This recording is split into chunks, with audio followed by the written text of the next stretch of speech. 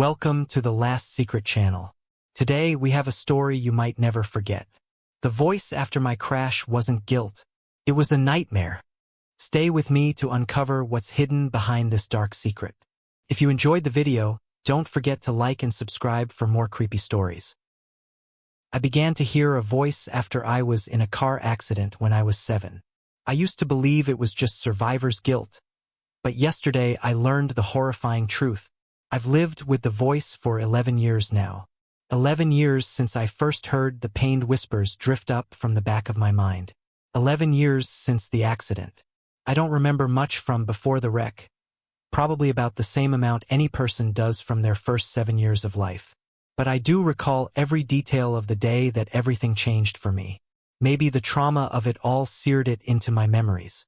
My mother was driving me home from soccer practice and some of her hair was draped over the back of the headrest. I was seated behind her, and when she refused to stop for ice cream, I grabbed a handful of the blonde strands and tugged hard, distracted for a moment by the sudden pain in her scalp, and turning to yell at me, she ran a red light. I'll never forget the look of terror on the young woman's face in the other car as she was about to T-bone us, nor her screaming expression turning towards the back seat just before the collision. My father was on the board of the highest-rated hospital in the city, and he ensured that we received the best surgeons and the best treatment. The passengers in the other vehicle, a young mother and her son, were not so lucky. Still, it was a miracle that I survived. The impact was right behind our car's driver's door, right where I was sitting. I should have been crushed. But I did not emerge completely unscathed from the incident. My face was shredded by broken glass and twisted metal. My larynx battered to permanently alter my voice. My eyes damaged such that I was declared legally blind. Though losing the majority of my sight was probably for the best, as I was unrecognizable. With extremely powerful glasses, I was able to see just enough of my reflection to recoil in horror, the only time that I ever felt brave enough to look into the mirror with them on. My parents found me sobbing in the restroom and calling myself a monster that morning. A few days later, they told me that we were moving away, that they were wanting to avoid me having to return to school and the onslaught of difficult questions or cruel ridicule from the children that knew me before. Clear across the country, we went from West Coast to East, leaving everything behind, including all of the photographs of me taken prior to the accident, which my mother and father explained they did as a kindness, to avoid any reminders of how I used to look. We were starting a new life, and they seemed intent on addressing the accident and my disfigurement from it as little as possible. In fact, it seemed at times that they wanted to pretend that it never happened. My mother sustained some superficial damage as well, but she became expertly adept at hiding her scars with makeup. And both of my parents refused to elaborate to anyone that inquired about my injuries other than to say we were in a car wreck, that I was a perfectly normal little boy whose physical wounds shouldn't define him, and that they would discuss it no further. Often, I appreciated their attitude, as they worked fiercely to ensure that my childhood was no different than any other. But there were days that I wished they would at least be willing to talk to me about it. Like the night that I first heard the voice. 6 months after the accident, we were settled into our new home, and I wasn't quite yet adjusted to my surroundings. So, it was not a surprise when I awoke in the pitch black of my room at some point in the middle of the night. Without my glasses, I wasn't able to see the numbers on the clock to tell me exactly what time it was. But the chirp of crickets outside my window, and the absolute absence of light told me that it was well beyond my bedtime. And it wouldn't have much mattered if I could see the clock anyway, as I was unable to turn my head to face it. My body was frozen. No matter how much effort I exerted, I couldn't even wiggle a finger. I was petrified. My breaths came rapidly, and I tried to call out for my parents, but my vocal cords refused to vibrate. And then I heard it. "Who are you?" A childlike whisper grated through my head. A voice simultaneously familiar and completely foreign, originating from somewhere in the depths of my brain. "What?" I replied in thought, still unable to speak aloud. "You shouldn't be here." It sounded just as frightened as I was, trembling near to tears. Then, without warning, my left arm moved. Absent my command, or me willing it to do so, I felt it raise up off the bed and ball its hand into a fist. Open and closed, the fingers curled in and out as if trying to grasp something in the air. "You shouldn't be here." The voice screamed at me, and in instinctual self-preservation, I yelled back at it in my mind. "Stop! Leave me alone!" Willing it to go away with every ounce of strength in my tiny body. And my arm fell back to my side. Then, suddenly, as quickly as it had come on, my paralysis lifted. Sweating profusely, I threw my covers off and ran for my parents' bedroom as quickly as I could. One small benefit to my new condition was that I could navigate much more easily in the dark than others. Most days, I didn't even bother with my glasses as they gave me a headache, and I got very used to finding my way without the benefit of sight. The route from my room to my mother and father's was already memorized, and I was shaking them awake less than a minute after regaining my mobility. It wasn't easy for me to explain to them what had happened, as they were having to translate the hysterical words I managed to gasp out through fierce hyperventilation. But eventually, they pieced together my story of the voice and how I briefly lost control of my body. I expected that they'd be scared too, that they might even take me to the hospital. Yet I was shocked when they barely reacted. It's not as if they were cold and uncaring. They did comfort me. My mother rubbed my back while my father described sleep paralysis, saying that that was very likely what I'd experienced. And they kept repeating that it was a perfectly normal thing. Even as a young child, I could tell there was something wrong with their logic. Dad noted that sleep paralysis could involve hallucinations, accounting for the voice, and a loss of motor function, accounting for me waking up frozen. However, it didn't elucidate how my arm had moved on its own, or the strange grasping motion it kept repeating. He had no answers for that, other than to tell me that I was okay, that I was safe, that the voice hadn't hurt me, and that the worst part of the experience was only the fear it induced. But he did warn me that it might happen again, and with his warning, he tendered some advice. If the voice comes back, and you find that you're not in control anymore, just do exactly what you did tonight, okay? Tell it to go away and that you're in charge, he said. And, with no other guidance or plans on how to deal with it, when it did return again and again, that's exactly what I did. As I grew, I learned to live with it. Neither of my parents were willing to discuss it beyond that first night other than to reiterate my father's instructions, and it only infrequently impacted my existence. By the time I was 12, I had heard it on 9 different occasions, always at night, always awaking me from a deep sleep. The physical manifestations were identical each instance. Complete immobility other than my phantom arm grasping at the air. But the phrases it wormed through my mind changed. Not fair. Leave. Your fault. Stolen. However, every time it looped back around to, you shouldn't be here. And though, on each intrusion, I was able to fend it off by telling it to leave and that I was in control, every occurrence resulted in pure terror for me. No matter how many times my parents repeated that it was sleep paralysis and there was nothing to fear long-term, I was still worried that one day, it might take over for good. That one day, I would become a passenger in my own body. Especially considering that I didn't understand why it was happening. As I mentioned, I didn't have many memories from before the accident, but I was certain that it had never happened before then.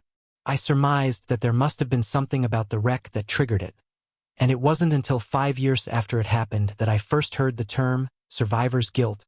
My mother was watching a daytime talk show and they were interviewing guests that had survived traumatic accidents, one of whom described something similar to what I was experiencing.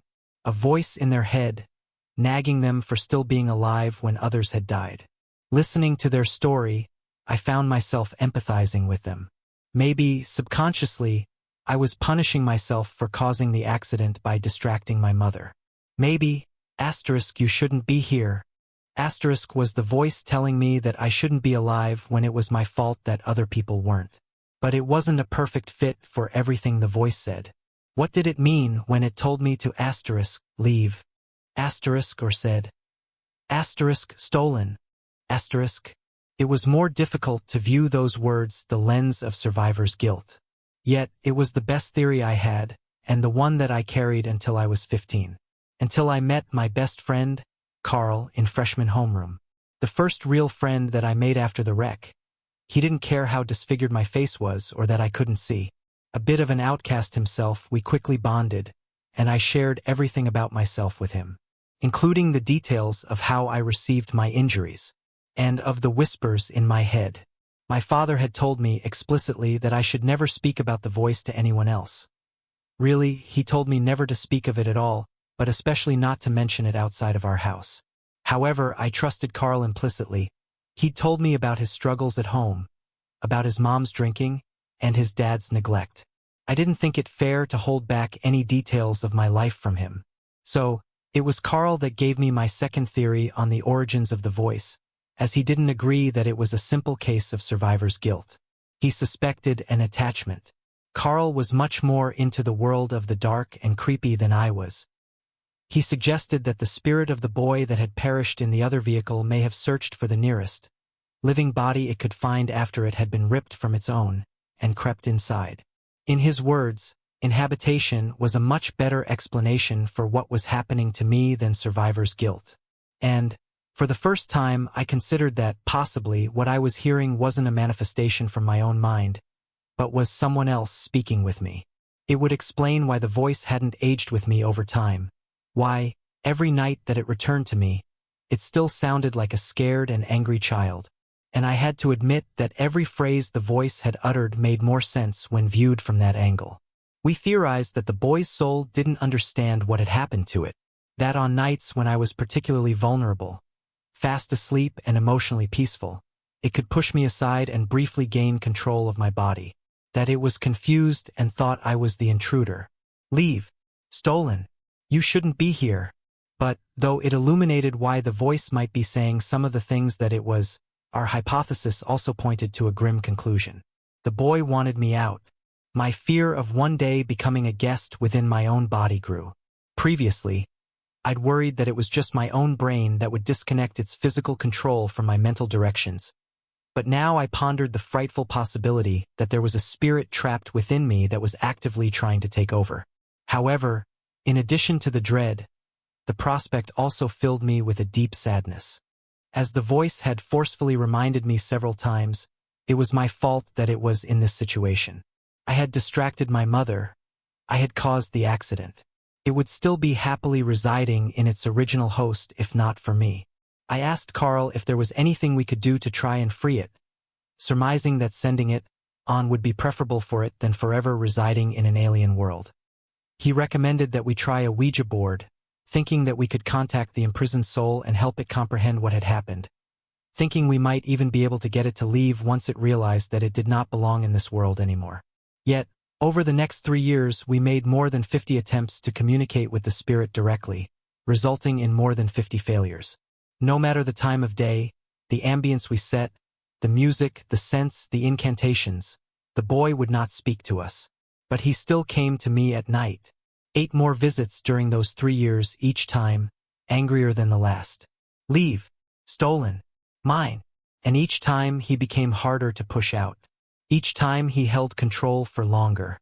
Carl was sleeping at my house during the most recent episode, and was nearly killed when he attempted to stop the possession. He had awoken to the distressed noises of me struggling for power over my faculties, and saw my arm rise from the bed, making the repetitive, squeezing motion I detailed to him. Knowing what was happening, he tried to shake me from the trance, but was unsuccessful in rattling me free. And then, I witnessed my own body attack him. Throttling blows landed on Carl's chest and face. I sprang from the bed and pinned him to the floor. Hands that I couldn't stop wrapped themselves around his throat and began to crush down on his windpipe. Leave. I'm in control. Leave. I'm in control. I shouted inside my head, desperately trying to regain power over my fingers before the life drained from Carl's face. And mercifully, I felt my grasp begin to loosen just as his eyes were rolling back in his head. Collapsing onto the floor next to Carl, I heard him coughing and gasping for air while the voice screamed a final, defiant appeal, before it receded to the depths of my consciousness. Give it back. Neither Carl nor I slept the remainder of that night. I apologized over and over for what I'd done to him, but he told me that it wasn't necessary. He knew that it wasn't really me that had attacked him. Yet he began to withdraw from our friendship. Up to that point, I think Carl had found my affliction to be a curiosity, something fun and mysterious to investigate. However, the attack had exposed the true reality of it to him, and he became just as afraid of it as I was. And any time that I asked him to hang out after that night, he made an excuse. The voice took the only real friend that I had in the world. And it made me furious. 11 years had passed since the accident. 11 years the voice had been punishing me for my mistake. I needed to be free of it. So, I decided to share my story online on several paranormal forums, asking if anyone could help, looking for a medium or maybe even an exorcist that could pry the unwelcome spirit from me. And yesterday someone responded. Asterisk, I've been looking for you. Asterisk began the cryptic message in my inbox.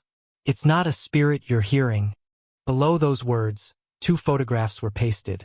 One of my parents with me before the accident, and one of a young woman with 2 boys. A screaming face flashed through my mind, the young woman moments before her car impacted ours.